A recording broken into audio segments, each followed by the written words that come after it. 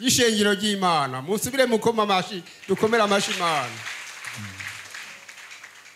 Je ngaha mubona, murabona uko mpagaze, kumengo singwaye, kumengo ndi umuntu akomeye.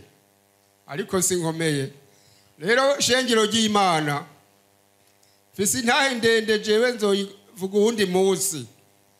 Umwanya ni washobora kuboneka. Ubu none wagomba kuvuga iki? Ubico ngomba kuvuga shengero ry'Imana. Ici Imana yakoze. Ici Imana yakoreye mwiyindwe. Nukuri naraje ngaha, aha mumbona jewe ngwaye amezi 3. Uno munsi na amezi 2 n'iyi minsi mubonera kwirarengako. Nta bitaro Imana yakoze. Ici Imana yakoze yangiriye neza ngaha. Hari abaganga batanga ibinini bakozi b'Imana ba hano. Imana ibandanye ibasiga amavuta menshi mubaha amazi cyane. Ahantu hari Imana kandi mumbona hajewe ndifura ngo hano nari narabatirijwe.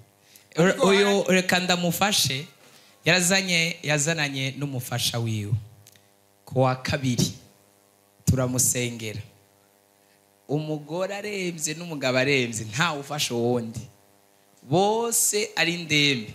Twabirije ngava mu gitondo gushika ku mugoroba. Turiko turabasengera kuva mu gitondo ngira bavuye nganko masaha 9 kuwa kabiri ngira bavuye nganko masaha 9 ukoze umugoroba kuva mu gitondo. No kuwa gatanu twongera birirwa ngaha twongera turabasengera gushika ku mugoroba. Yafashwe n'ibintu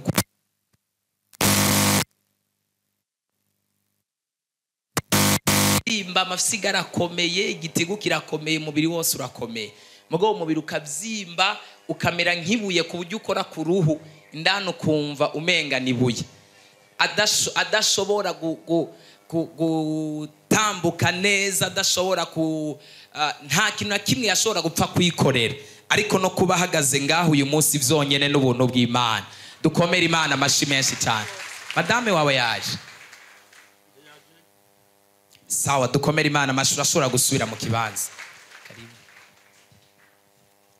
Ntore z'Imana munkomera ndabasavye mukomera Imana amashi. Amen.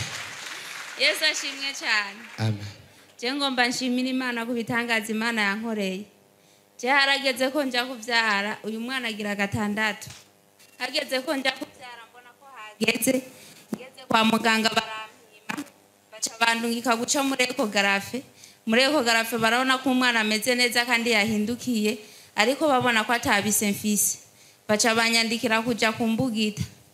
Burya bandungitse aho bandungitse ndagenda ndahereza ibipapuro umuganga arabisoma arambaza ngo ufise abana bangahe ndamubwira acambwira ngo iyi niyo ya mbere gusugiye kumbugita ndamubwira atega abandi nabavyaye neza acambwira ngo genda rero hariya muri block ndagenda ariko sinashitseyo narahagaze ndasenga ndabwira Imana ariko gamana jewe kweri kundigira 6 abariyo je ngenda kumbugita kweri abandi wo bampaye neza ndavuga ati je nsengera muri ya wamuvyaye neza ndavuga ati nsengera muri Pandasi ndanzi ko uwizeye Imana atacireka kumukorera je ndatashe ubwo nyene na censhi inyuma y'inzu ca ndahitana mutoyi wanje ndavuga ati ngo dutaye je ndizeye Imana kandi zobikora.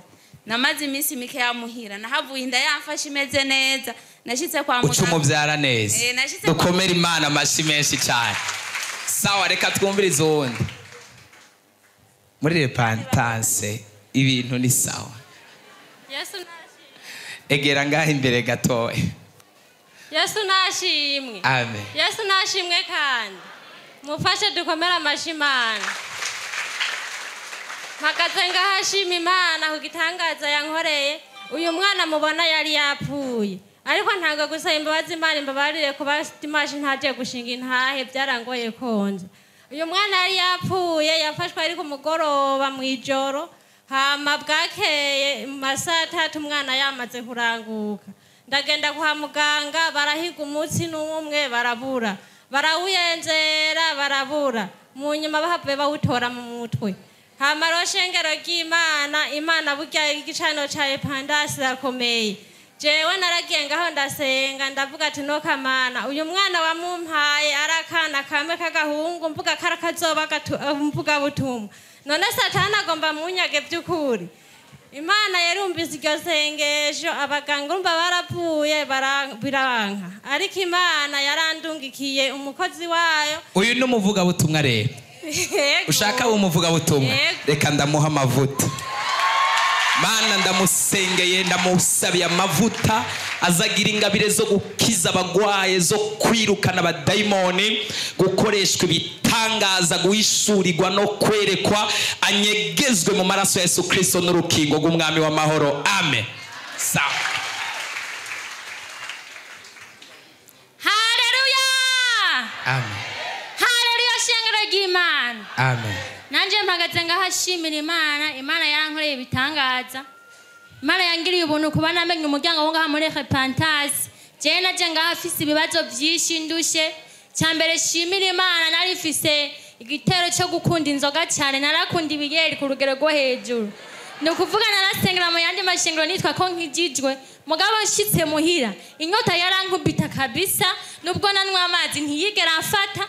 Ni ukuvuga nta munsi n'umwe gushobora kurara ntanyoye, ariko nkabwira abakozi b'imati n'ukuri je ndarushe muze murasengera, bakansengera muga nkumva umenga bakubita kwibuye, camvuga ati ubuhono fuma mbona no fuma niyicarira muhira.